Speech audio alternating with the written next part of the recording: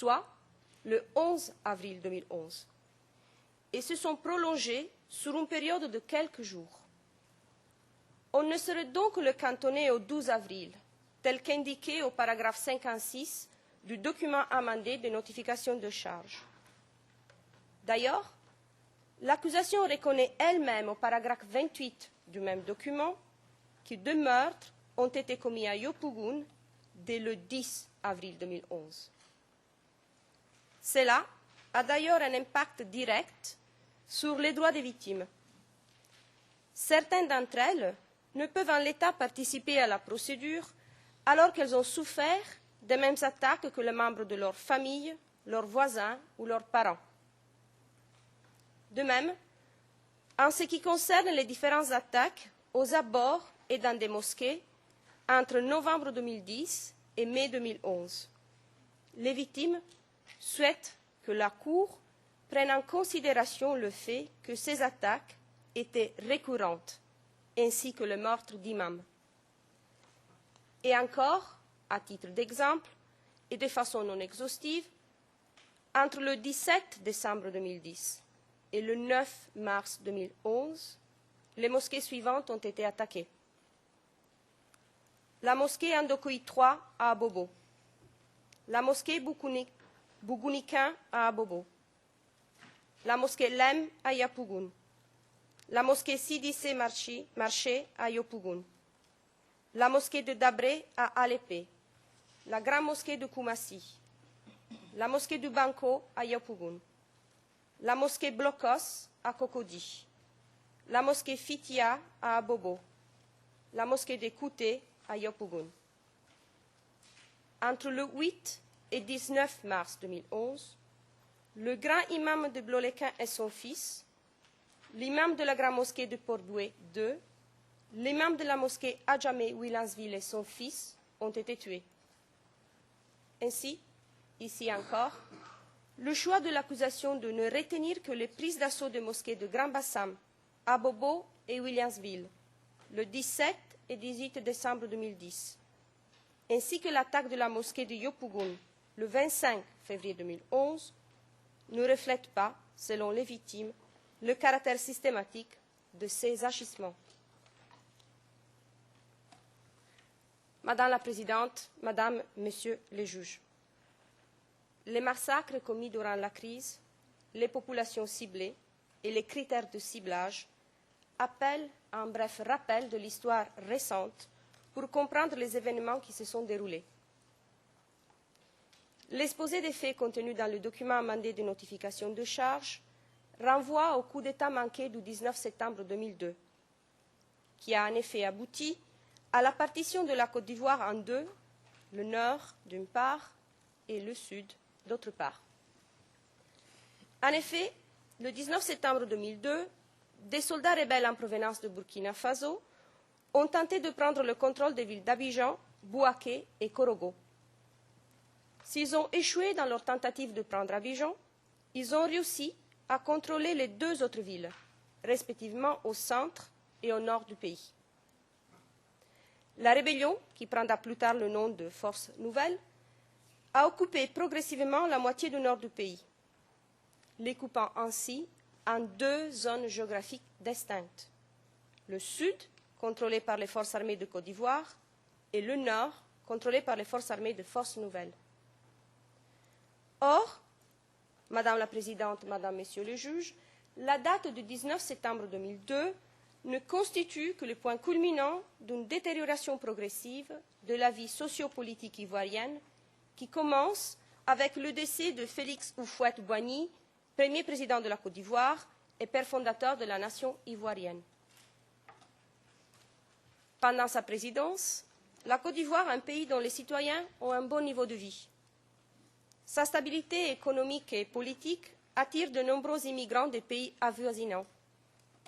C'est ainsi que les Burkinabés, les Maliens et les Guinéens notamment furent nombreux à s'établir dans la zone forestière du sud du pays. Les étrangers d'origine africaine pouvaient prendre part aux élections en tant qu'électeurs.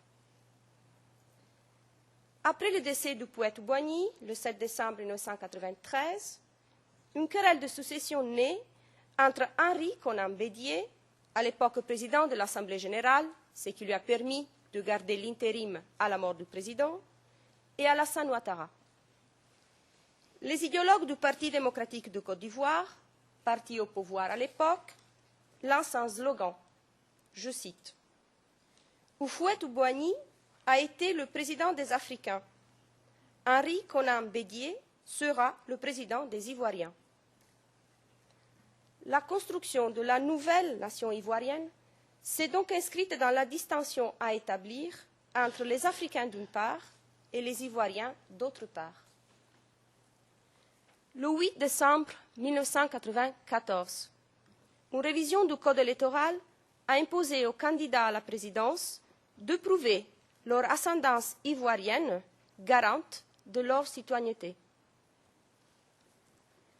Le 26 août 1995, Henri Konan Bédier, alors président depuis la mort de Houphouët-Boigny, a renforcé le concept d'ivoirité, selon lequel une personne serait ivoirienne seulement si ses 4 grands-parents sont nés en Côte d'Ivoire. Selon lui, ce concept permettait à la Côte d'Ivoire de mieux préserver son identité.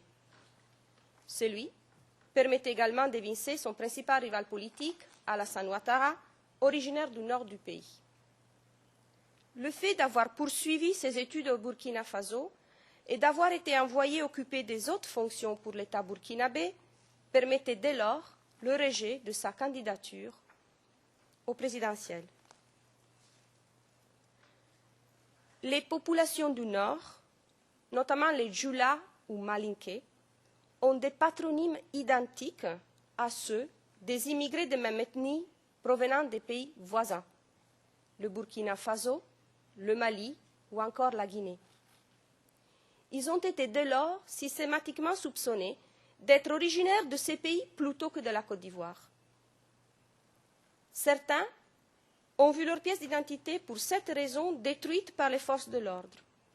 Ils n'étaient plus en mesure d'obtenir de nouvelles cartes d'identité ou des passeports, ne pouvaient obtenir de certificats de nationalité, ils ne pouvaient plus voter. Il est symptomatique qu'en 1998, dans le rapport du Conseil économique et social ivoirien sur l'immigration en Côte d'Ivoire, on a pu lire, je cite, « Le seuil du tolérable en matière d'immigration est dépassé. Certains Ivoiriens se posent la question de savoir si ces étrangers de la seconde génération, actuellement estimés à 1 500 000 personnes, ne vont pas revendiquer la nationalité ivoirienne par le fait de leur naissance en Côte d'Ivoire. Et s'ils l'obtiennent, ne vont-ils pas utiliser le libéralisme politique qui caractérise notre pays pour revendiquer des droits politiques et notamment de conquérir le pouvoir d'État au détriment des Ivoiriens de souche? Le rapport poursuit. Je cite encore. L'afflux d'immigrés de confession islamique, 73% des étrangers en provenance des pays frontaliers nordiques, a profondément modifié l'équilibre religieux préexistant. Une telle rupture d'équilibre dans un domaine aussi sensible pourrait amener certains esprits à exploiter l'appartenance religieuse à des fins politiques, toute chose qui dessert l'unité et l'harmonie nationale et menace la paix sociale. Le concept va opposer les Ivoiriens majoritairement musulmans des savans du Nord aux Ivoiriens chrétiens du Sud forestiers. Les groupes ethniques du Sud, majoritairement chrétiens ou animistes, ont entretenu l'idée que les migrants musulmans des savans du Nord n'ont jamais été chez eux au Sud. L'assimilation des Ivoiriens du Nord aux étrangers musulmans venus de l'Afrique de l'Est francophone a dès lors renforcé le sentiment que les Ivoiriens du Nord étaient des étrangers. Le 24 décembre 1999, suite à une mutinerie qui s'est transformée en coup d'État, Henri Konan Bédier est renversé par l'armée. Le général Robert Gueye est placé au pouvoir jusqu'à la tenue de nouvelles élections. le 23 juillet 2000, une nouvelle constitution a été adoptée par référendum. Son article 25 stipule: tout candidat au poste de président de la République doit être ivoirien d'origine, de père et de mère eux-mêmes ivoiriens d'origine, et ne doit s'être jamais prévalu d'une autre nationalité. C'est en application de cet article que la nouvelle candidature d'Alassane Ouattara aux élections présidentielles a été invalidée par une décision de la Cour suprême du 6 octobre 2000. Une répression organisée par des forces publiques et privées pro-Gbagbo s'abat sur les militants du Rassemblement des Républicains, RDR, contestant l'exclusion de leur leader du jeu politique. Cette répression s'étendra même aux personnes assimilées aux militants RDR de par leur origine nationale, ethnique ou leur religion.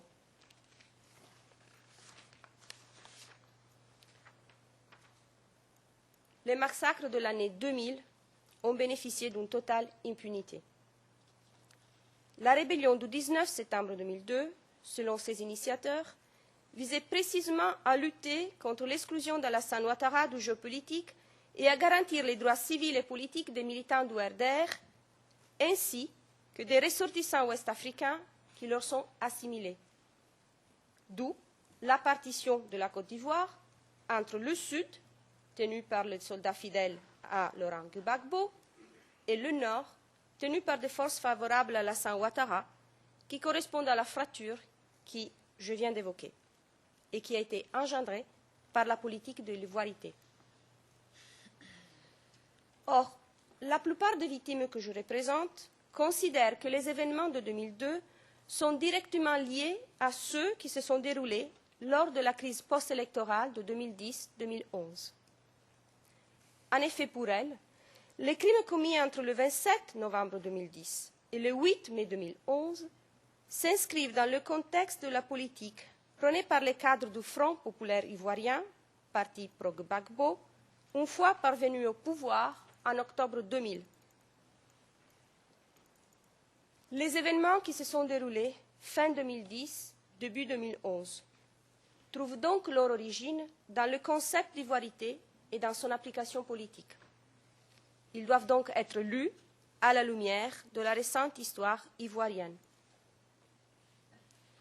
Ces crimes, dont les victimes que je représente ont souffert, ont été commis dans le cadre de la mise en œuvre d'un plan soigneusement organisé, dont le but était le maintien au pouvoir à tout prix de M. Laurent Gbagbo à travers l'utilisation tant des moyens privés que publics. Le paragraphe 4 du document de notification de charge mentionne le suivant. Gbagbo était déterminé à rester au pouvoir. Quelque temps avant l'élection de 2010, aidé par les membres de son entourage immédiat, il a adopté une politique visant à attaquer son rival politique, Alassane Dramane Ouattara, ainsi que des civils considérés comme ses partisans, dans le but de conserver le pouvoir par tous les moyens. Dans ce but, une campagne médiatique a été menée pour déstabiliser Alassane Ouattara ainsi que les militants du RDR et les personnes qui leur étaient assimilées, de par leur origine nationale, leur ethnie ou leur religion. Cette campagne s'est accentuée durant les différentes rencontres organisées par le FPI lors de la campagne présidentielle. La presse écrite, ainsi que les réseaux sociaux, ont servi de support à la conception de cette politique. Il ne vous échappera pas, Madame la Présidente, Madame, Monsieur le Juge, que certains thèmes utilisés à partir de 1995 sont réapparus lors des événements de 2010-2011. Le 24 novembre 2010, face aux militants du FPI à la maison communale de Cocody, Ben Soumaoro, ancien directeur de la RTI sous Houphouët-Boigny et député à l'Assemblée nationale, tenait ce propos. Je cite. « Comment puis-je penser un instant que vous puissiez laisser ces gens continuer d'insulter les Ivoiriens? Nous ne ménagerons aucun mot pour vous dire ce qu'ils sont, ce qu'ils font, ce qu'ils ont été et ce qu'ils veulent nous cacher. tout sera dévoilé. Chers amis, je plaide coupable du crime de xénophobie sélective, Alassane Ouattara et un étranger. Le slogan de la campagne était « On gagne ou on gagne ». Au paragraphe 35 du document de notification de charge amendé, l'accusation explique que cela signifiait que ses partisans n'accepteraient pas que notre candidat soit élu à sa place. Un autre slogan utilisé explicitait « Il n'y a rien en face, c'est Maïs », ce qui signifiait qu'il n'y avait pas d'autre candidat que Gbagbo. C'est bien plus que cela, Madame la Présidente, Madame, Monsieur les juges. La détermination de M. Gbagbo à rester au pouvoir à travers sa célèbre affirmation « On gagne ou on gagne » doit être également interprétée à la lumière des discours et des faits que je viens de relater. Il n'y a rien en face, c'est Maïs signifie certes qu'il n'y a pas d'autres candidats aux élections présidentielles que Laurent Gbagbo, mais ce slogan revêt également un caractère péjoratif et stigmatisant. Les planteurs de maïs, les vendeurs de maïs et les consommateurs de maïs se retrouvent majoritairement parmi les ressortissants du nord de la Côte d'Ivoire. La réduction de l'adversaire politique et ses partisans à l'état de maïs participe de la chosification de l'ennemi et partant de la banalisation du mal qui pourrait lui être fait.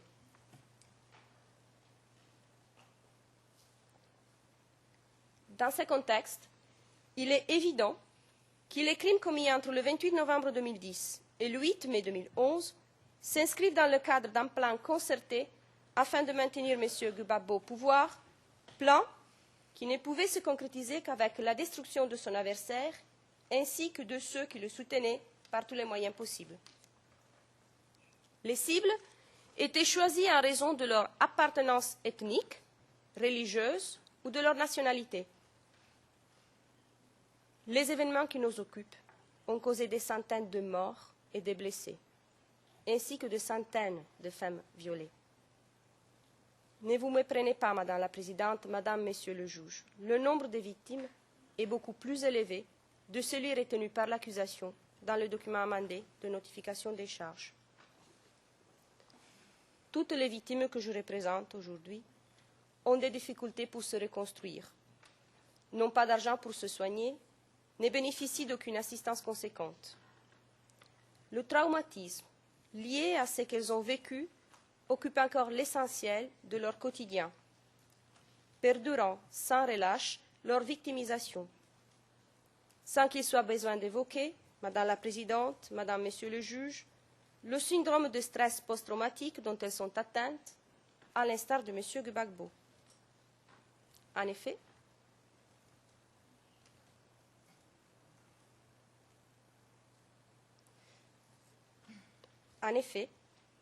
les victimes résident toujours dans les endroits où les crimes dont elles ont souffert ont été commis. Or, dans la ville d'Abidjan, dans le même quartier, cohabitent communautés d'ethnies et religions différentes, si bien que les victimes cohabitent toujours avec les bureaux dans les endroits où les crimes dont elles ont souffert ont été commis.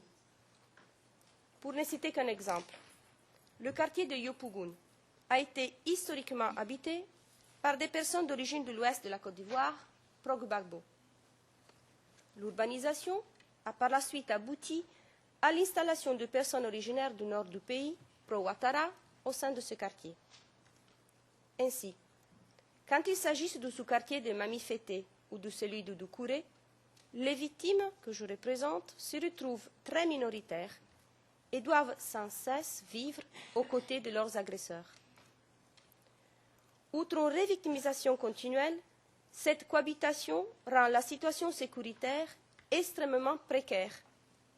Et pas plus tard que mercredi dernier, le porte-parole d'un collectif de victimes et des parents des victimes de la crise post-électorale constatait dans un journal d'Abidjan, l'Inter, le suivant, je cite: « Le bureau d'hier continue de narguer les victimes que nous sommes dans les quartiers et même dans la presse. » Il a ajouté que les victimes ne sauraient je cite, « tolérer de tels actes qui manifestement sont un mépris et une insulte à la mémoire de nos morts. »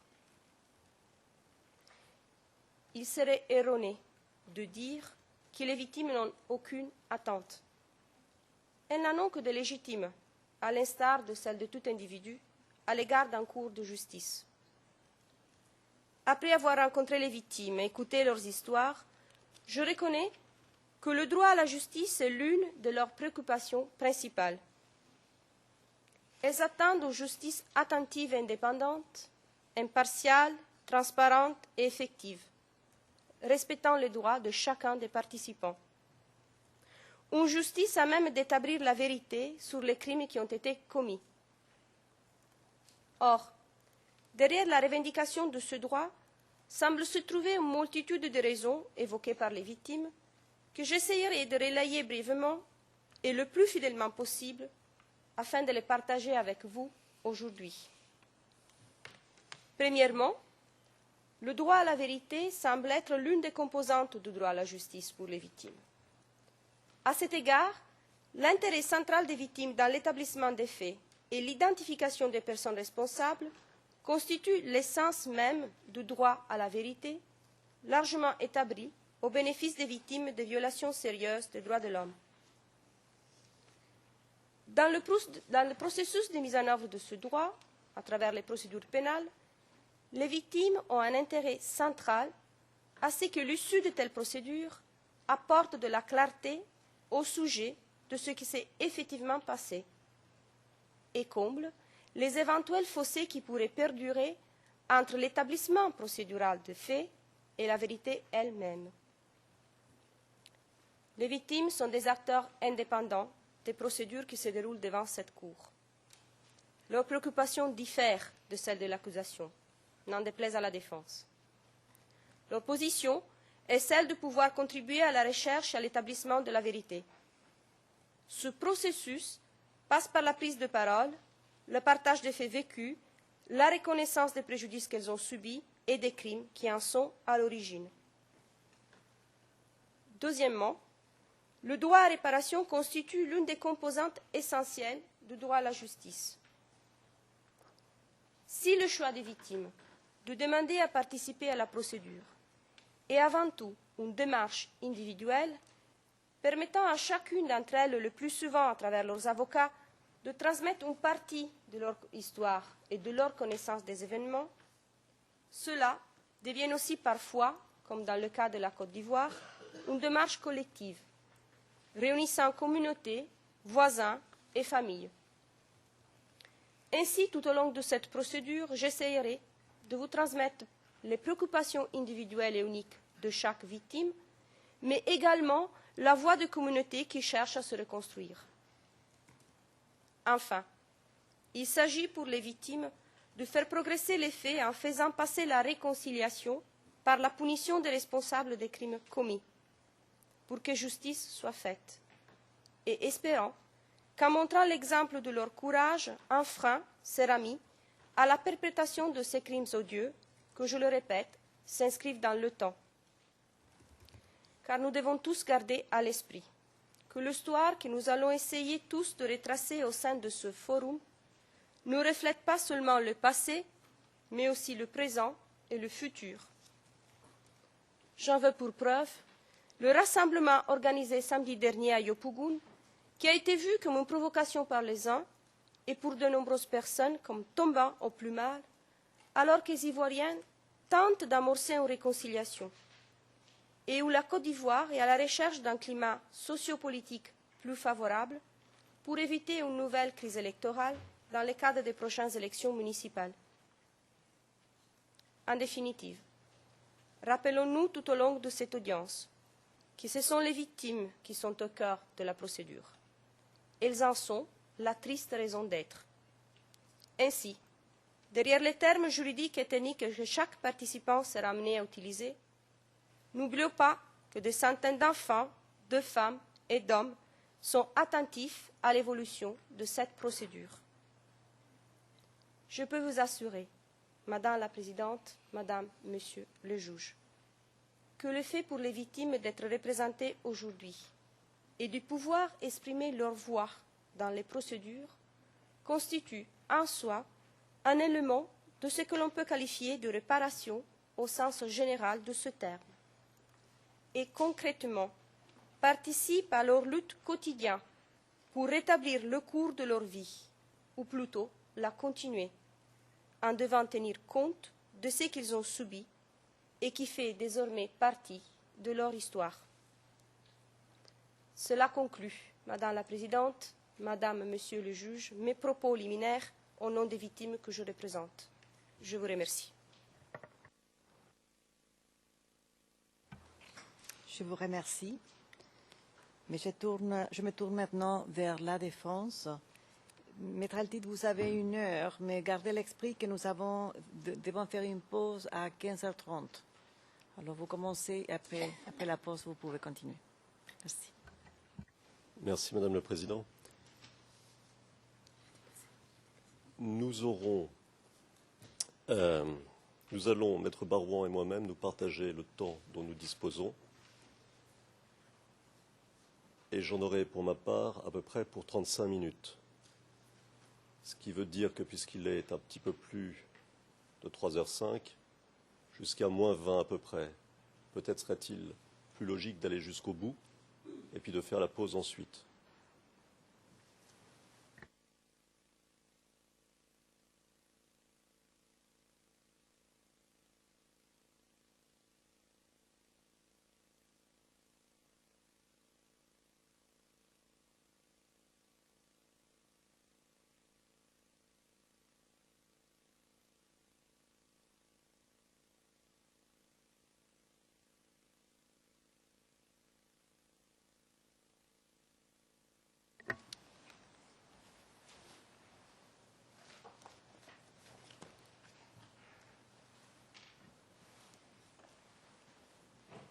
Madame le Président,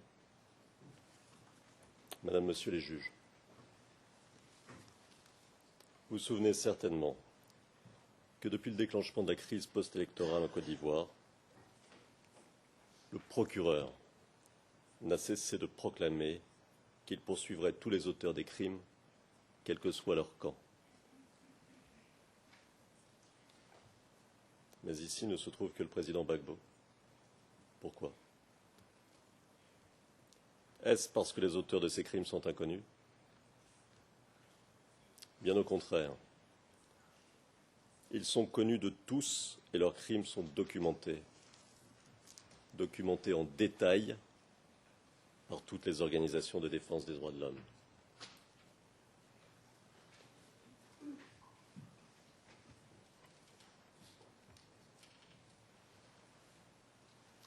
Ils sont bien connus, ceux qui se sont appropriés et ont mis en coupe réglée le nord du pays depuis le 19 septembre 2002.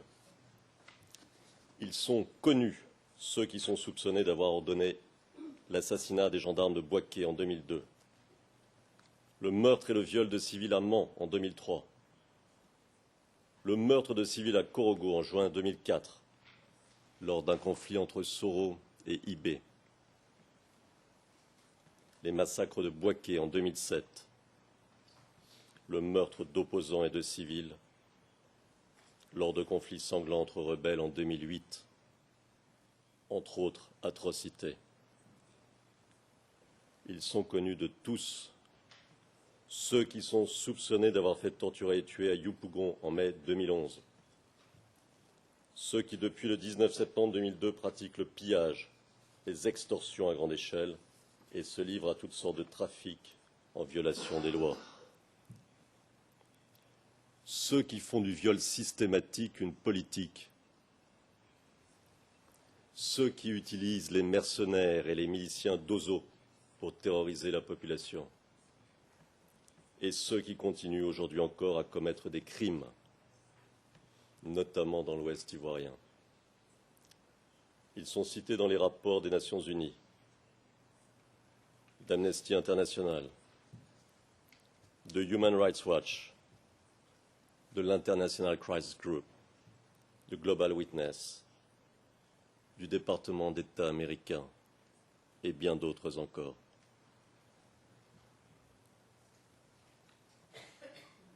Alors, serait-ce parce qu'ils se cachent qu'on ne saurait où les trouver? Pourtant, l'un est préfet, l'autre dirige l'armée, un troisième le groupe de sécurité de la présidence,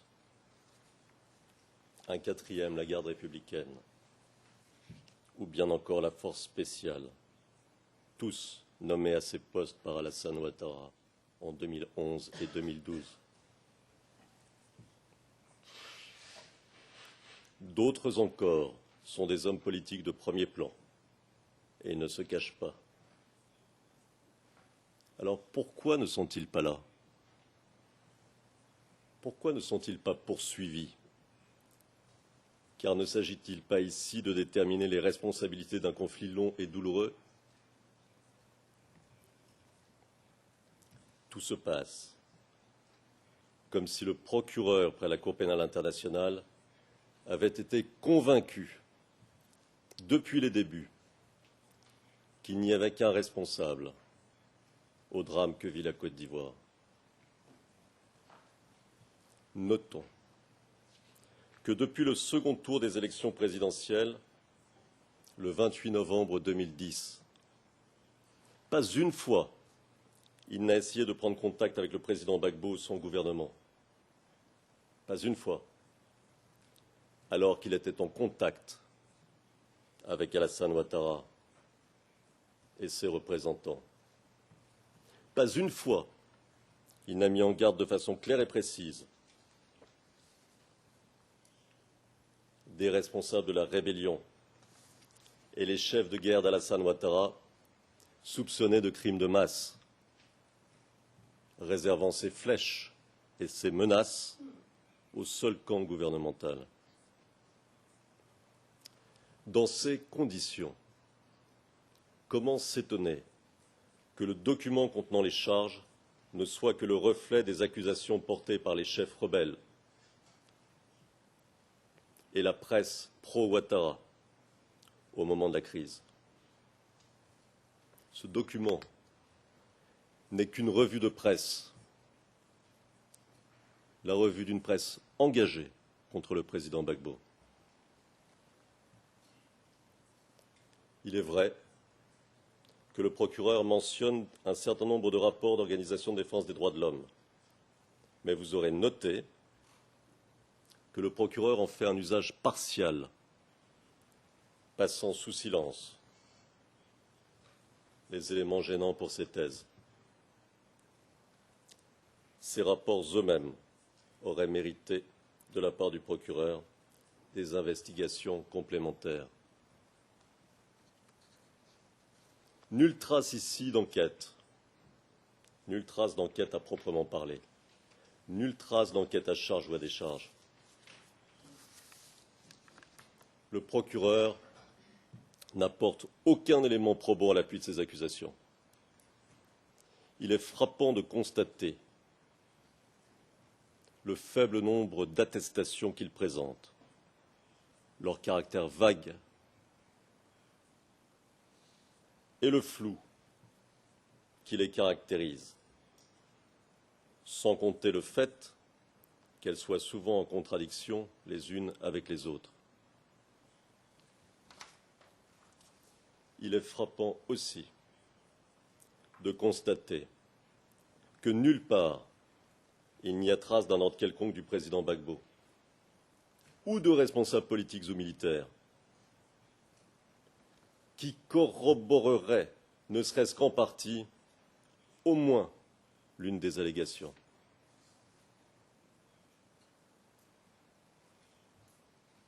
Il n'y a rien, comme nous le montrerons, absolument rien qui soutienne non seulement les allégations, mais encore le récit même du procureur. A fortiori rien pour discuter d'une éventuelle responsabilité du président Gbagbo. D'ailleurs, le procureur a tellement conscience des insuffisances de son document qu'il entretient lui-même à dessein le flou, confondant les événements et les protagonistes. Plus même, il a changé au dernier moment son fusil d'épaule, se fondant sur un nouveau mode de responsabilité plus limité, sans apparemment prendre garde que, ce faisant, il affaiblissait sa propre démonstration. La défense démontrera que le procureur n'apporte aucun élément de preuve suffisant qui permette d'établir des motifs substantiels de croire que les 4 événements choisis par lui se sont déroulés comme il le prétend.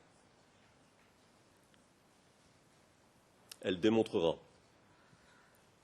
qu'il n'existe donc aucune base factuelle aux accusations du procureur. Elle démontrera en conséquence qu'il n'est pas possible d'établir l'existence de motifs substantiels de croire que le président Gbagbo aurait commis les crimes qui lui sont imputés. Elle démontrera qu'il n'existe pas de motif substantiel de croire que le président Gbagbo porterait une quelconque responsabilité dans les faits visés, comme qu'auteur indirect et a fortiori comme contributeur. Parce qu'à aucun moment, le procureur ne parvient à démontrer l'existence d'un lien entre le président Gbagbo et les 4 événements allégués. Le récit du procureur est parcellaire, lacunaire, pour une raison simple.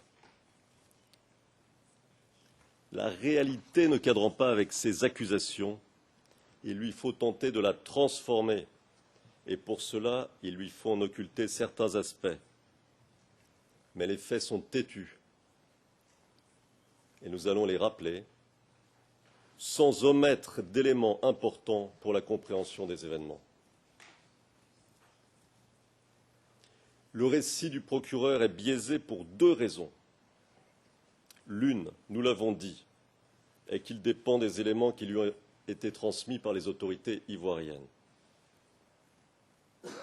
L'autre, plus fondamentalement, est que pour faire peser la responsabilité du conflit sur les seules épaules du président Gbagbo, il lui faut adhérer au narratif construit par les adversaires du président Gbagbo à l'époque de la crise pour le délégitimer et pour convaincre la communauté internationale de soutenir un camp contre l'autre. Et c'est ce qui explique le choix des 4 événements, qui structure son document contenant les charges, aussi flou, contradictoire, discutable soit-il, comme nous le montrerons. Parce que ces événements constituaient autant de tournants dans la crise post-électorale ivoirienne, autant d'étapes dans la délégitimation du président Gbagbo et parallèlement dans l'engagement de certaines puissances dans le conflit. La prétendue répression lors de l'attaque de la RTI en décembre 2010 a entraîné au plan international la condamnation du régime du président Gbagbo. Les allégations concernant la manifestation des femmes au début du mois de mars 2011 ont entraîné l'immédiate suspension des négociations de paix en cours. Les puissances ne voulaient pas d'une paix négociée et nous le montrerons. Le bombardement allégué du marché d'Abobo, le 17 mars 2011, a conduit, quelques jours plus tard, à l'adoption de la résolution 1975 du Conseil de sécurité et au déclenchement de l'offensive terrestre préparée en sous-main et de longue date par les forces françaises et par l'ONUCI. Et que dire des accusations concernant les combats à Yopougon après la chute du président Gbagbo? Elles permettent d'occulter les rafles, les violations systématiques des droits de l'homme commises après leur victoire par les forces pro-Gbagbo, par les forces pro-Ouattara. Ces 4 événements donnent donc à lire un récit, à croire en une histoire qui légitime ceux qui sont au pouvoir aujourd'hui. Ils peignent à grands traits un camp du bien et un camp du mal. De ce point de vue, ils ont donc une signification politique. Ils ont construit une réalité légitimante qui a servi de fondement à la prise de pouvoir par le camp Ouattara. Plutôt que de vérifier la véracité même de ce récit, plutôt que d'enquêter pour en déterminer la réalité, le procureur l'a tenu pour acquis. Et le problème, c'est qu'il ne peut plus maintenant s'en écarter sous peine de remettre en cause tout l'édifice. Or, l'édifice ne tient pas. L'attaque de la RTI, tous les éléments à notre disposition le prouvent. Ce ne sont pas les forces pro-Gbagbo qui auraient attaqué les foules désarmées, mais bien au contraire, les miliciens pro-Ouattara qui ont lancé une attaque préméditée et préparée contre les forces de maintien de l'ordre. La répression de la marche des femmes, la presse ivoirienne elle-même s'est faite l'écho des incohérences des accusations. Le procureur, lui, a tenu pour acquis que la version d'un seul camp était la seule bonne, sans la remettre en question, sans enquêter, sans vérifier différentes hypothèses. Le bombardement du marché d'Abobo, le moins que l'on puisse dire, c'est que le dossier présenté par les autorités ivoiriennes n'est pas convaincant et que le procureur n'a rien fait pour éclaircir les choses. Comment d'ailleurs ne pas s'étonner que ce que le procureur présente aujourd'hui, comme les relais du président Gbagbo dans la mise en œuvre de la prétendue politique qu'il lui reproche, ait été promu et récompensé par Alassane Ouattara. Il n'est pas difficile de comprendre que la réalité est tout autre. Et ce n'est pas une thèse que nous exposons, c'est un constat que nous posons. Car la réalité est têtue et se devine à travers les éléments de preuve à la disposition des parties. Tout le problème est là. Trop occupé à vouloir prouver la responsabilité du président Gbagbo, le procureur n'a visiblement pas eu le temps d'examiner, d'analyser, d'évaluer les éléments à charge. Il n'a même pas regardé les vidéos tournées à l'époque. L'aurait-il fait? L'aurait-il fait? Il aurait vu des combattants pro-Ouattara, lourdement armés, se diriger vers la RTI. Il aurait vu des combats entre miliciens et forces de l'ordre.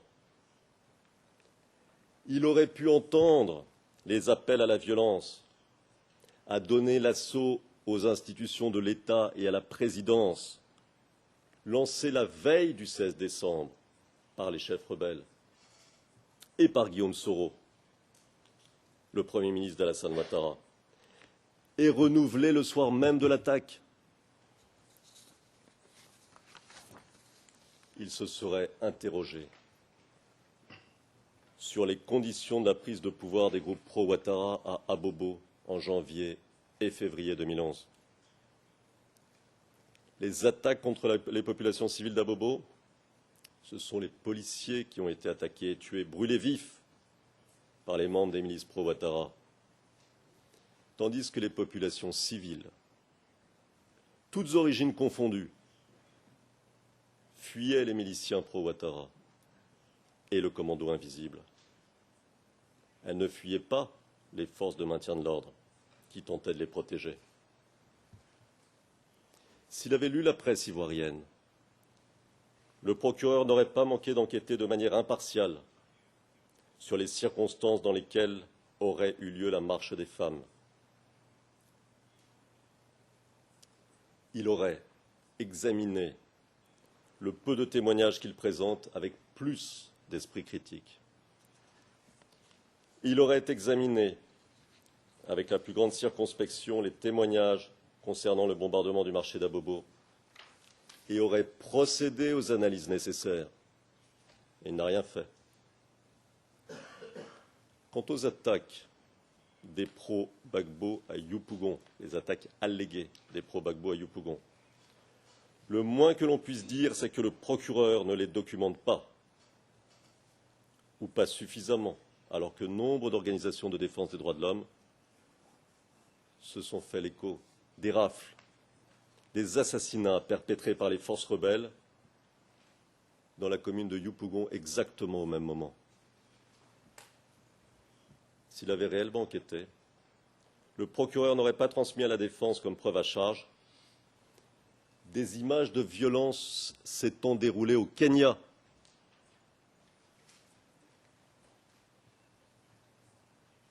S'il avait enquêté, il aurait dû prendre en compte la réalité de la situation et prendre en compte les éléments innocentant le président Gbagbo. Mais il a préféré lire la réalité ivoirienne à travers un prisme simplificateur. Il est plus simple d'être manichéen, de se représenter des foules désarmées, mitraillées, lorsque l'on veut distinguer entre le camp du bien et le camp du mal. Cela parle d'emblée à l'imagination. Cela est déjà inscrit dans l'inconscient collectif.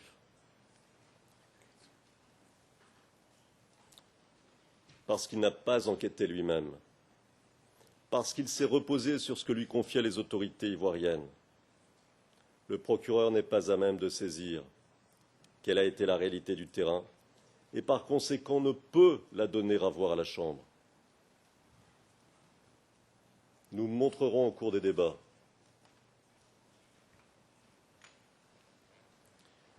combien cette tentation de la facilité, de la simplification, a des conséquences graves et a conduit le procureur à mal interpréter les événements dont il parle. Ainsi, pour écrire un scénario susceptible d'entraîner la mise en accusation du président Gbagbo devant la CPI, le procureur a-t-il dû forcer la vérité et réinventer une réalité? Pourtant, la vérité, tous les spécialistes et tous les habitants de la Côte d'Ivoire la connaissent.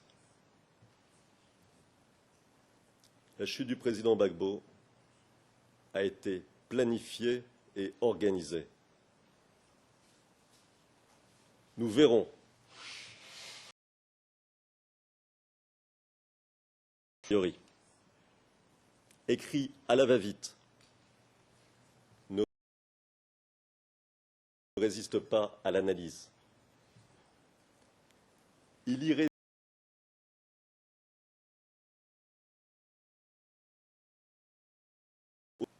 L'une est que le pays était en paix jusqu'au lendemain des élections de 2010. Nous venons d'entendre le contraire. L'autre, que le responsable de la crise post-électorale serait le président Gbagbo du fait de son refus prétendu d'accepter le verdict des urnes. Mais ce n'est pas lui qui a refusé le verdict des urnes. Ce n'est pas lui qui s'est autoproclamé. Ce n'est pas lui qui a refusé la décision du Conseil constitutionnel. Ce n'est pas lui qui a refusé les tentatives de médiation. Nous reviendrons en détail sur tous ces points, car ils sont au cœur des présents débats. Ces deux propositions constituent les deux piliers sur lesquels repose la pseudo-démonstration du procureur. Lorsque l'on oublie la vérité, l'on oublie tous ceux qui ont souffert, toutes les victimes qui réclament en ce moment même justice et qui, après avoir entendu le procureur, se sentent aujourd'hui un peu plus abandonnés. Il convient ici d'avoir une pensée pour toutes les victimes, non seulement pour celles qui se sont manifestées, mais encore pour celles qui souffrent en silence, abandonnées, mises à l'index. parce que ne faisant pas partie du camp des vainqueurs. Je mentionnerai les habitants de la cité martyre de Djouekwe, victimes de massacres en 2005 et en 2011, sous les yeux des forces de l'ONUCI. Je mentionnerai les populations guérées de l'ouest du pays, victimes d'une opération de purification ethnique qui a conduit et conduit encore aujourd'hui des dizaines de milliers d'habitants à fuir leur pays. J'ai une pensée toute particulière pour les femmes martyres, brutalisées, violées, certaines même devant leur famille et qui attendent avec espoir que justice leur soit rendue. La Côte d'Ivoire est un pays traumatisé. Traumatisé par des tentatives de coup d'État à répétition, par la mise en coupe réglée par les chefs rebelles à partir de septembre 2002 du nord du pays, par une guerre terrible infligée aux populations par ces mêmes rebelles en 2010 et 2011. Madame le Président, Madame, Monsieur, c'est une partie risquée que joue le procureur en adhérant à un récit élaboré par d'autres. En effet, si le récit sur lequel il s'appuie était remis en cause, toute la construction intellectuelle visant à accuser le président Gbagbo et parallèlement tout l'édifice visant à légitimer Alassane Ouattara s'écroulerait. Apparaîtrait alors en toute lumière ce qui est le fond des accusations, la recherche d'un bouc émissaire qui n'est en réalité qu'un homme coupable d'avoir voulu émanciper son pays, un homme coupable d'avoir préféré la liberté à la servitude. C'est bien une partie risquée que joue le procureur en se focalisant sur les 4 incidents les plus médiatiques, ceux qui ont eu des conséquences politiques internationales, car ce faisant, il oublie les crimes innombrables qu'ont subis les populations ivoiriennes. Le peuple ivoirien aurait mérité, Madame le Président, Madame, Monsieur, que ses souffrances soient prises en compte. Il aurait mérité un autre procès qu'un procès politique. Il aurait mérité que soit instruit le procès des vrais responsables de la destruction depuis une décennie du pays. Et la Cour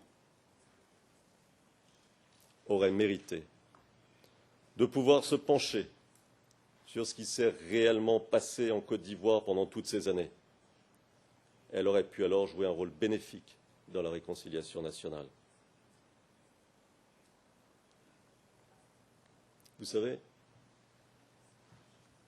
cette affaire est en fait non seulement une affaire ivoirienne, mais aussi une affaire française. Permettez-moi de vous rappeler qu'en 50 ans, la France est intervenue militairement une quarantaine de fois en Afrique. Une quarantaine de fois. Pensez pouvoir saisir les tenants et aboutissants de la crise ivoirienne sans se pencher en profondeur sur les vraies raisons de cette crise. C'est se fourvoyer, et c'est fourvoyer la justice. La réalité est là, sous nos yeux, et c'est la tâche combien noble et essentielle de la Chambre de la dévoiler. Je vous remercie. Maître Barouin prendra ma suite.